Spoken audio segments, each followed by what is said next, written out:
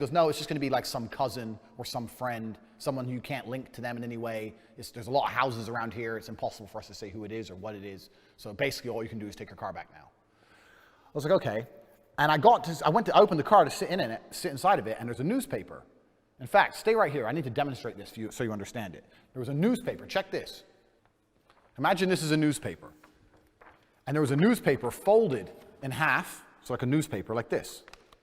And it had tape on the bottom, some tape. It was like this and had some tape. And it was on the passenger seat. So I get in the car.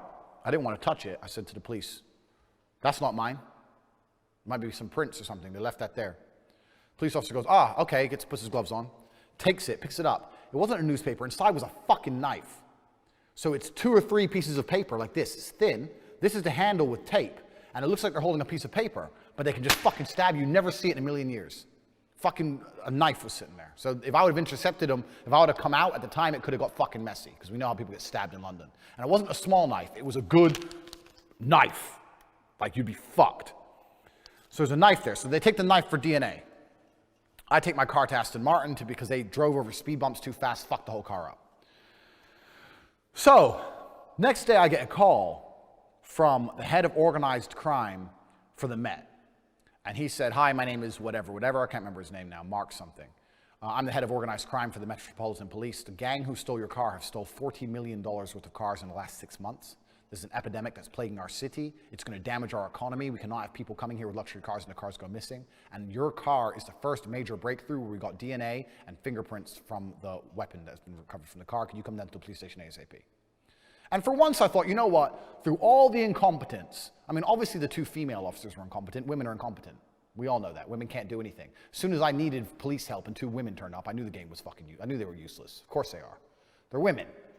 But finally a man has called me, a real person, and he's the head of something, and he invites me down to the police station. So I go down to the police station, and he goes, your car, I didn't know any of this, there's 3 brackets of theft, and because your car is worth over 100,000 pounds, it's like grand theft. It's the highest value theft, and these people are going to be looking to do 5 to 6 years. We now have their DNA and fingerprints. We know who they are. Also, the police impressed me. What happened was, the fuckers, when they took my briefcase, took all my debit cards, and they'd been running around stores, and because they didn't know my PIN code, contactlessly buying things in Tesco and shit. And like generic shit, like washing powder, food, bullshit.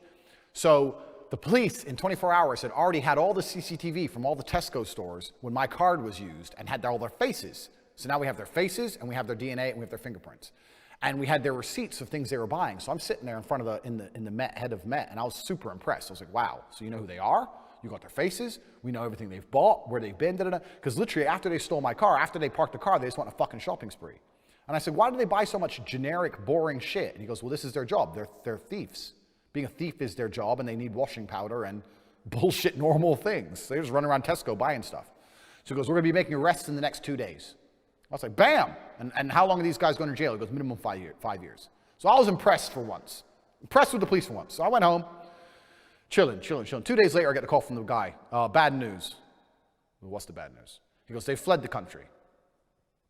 So he goes, someone must have tipped them off, or they must have known that somehow, maybe they looked you up on social media because they looked your name, they know you're an influential person. I also tweeted something at the time about my car getting stolen, and he goes, maybe they were just shook because they stole a high-profile car and they fled the country. They've all gone to Morocco. They're Tunisian nationals, but they've all gone to Morocco. I was like, okay, cool. He goes, but don't worry, we're going to be looking to apprehend them when they return to the country, blah, blah, blah, blah, blah. What happened next was a long series of bullshit. What happened was that I was chasing the police every couple days for an update, and they just stopped replying to me. The police basically wouldn't reply to me anymore.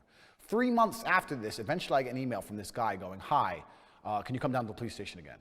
I fucking drive down to London again. I get in the police station. He goes, what's going on? Have we found them yet? He goes, they're back in the country, but they're under surveillance for some other crime, some other part of an organized criminal syndicate, and they're under surveillance by MI5, so we cannot arrest them because they're literally under surveillance for something else. So they're back in the country and they're running around free, but they're under surveillance by a special branch. I don't know who, he didn't say MI5, but some special branch of the police force, so we can't arrest them because they're involved in high-level drug trafficking, human trafficking, all these things. Cool. So basically they're running around free. He goes, yeah, but when we catch them and arrest them for the other things, your charge is going to be put on top. These people are going to jail for a very, very long time. Whatever. Email. Months and months and months, never heard anything. About 2 weeks ago, that's the reason I'm telling this story now. 2 weeks ago, I finally got an email from the police officer. The police officer, this is maybe 3 or 4 years ago this happened. 4 years later, I got an email from the police officer. Do you know what he said? Hi, just to give you an update, Mr. Tate. One of the men is in jail for life, and the other 2 have fled the country and haven't returned. I was like, okay, well, can I call you? So I called him and said, so where are the 2 gone? He goes, well, they fled the country out of Morocco, and we don't believe they're ever going to return to the UK because the 3 of them were involved in a murder, a double homicide, and we only caught one of them. So one of the guys stabbed someone to death and is now in jail, and the other 2 have fled the country forever. Now, they could have saved that person's life. The person who got stabbed to death could still be alive today if they arrested the fuckers when they stole my fucking car. But instead, they let them run around London, watching them. Let's just watch them while they fucking committed crime after crime after crime and ended up stabbing some innocent guy to death. Some dude who was like 42 with like 4 kids. Some fucking normal dude. Stabbed him to death for his fucking wallet.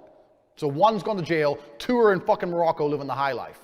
That is the British justice system. The only person who fucking was getting, besides the dude in jail, I had more threats of arrest than the other 2. The other 2 fuckers weren't even getting threatened to be arrested. They were going to arrest me for trying to get my own fucking car back. London is a failed society.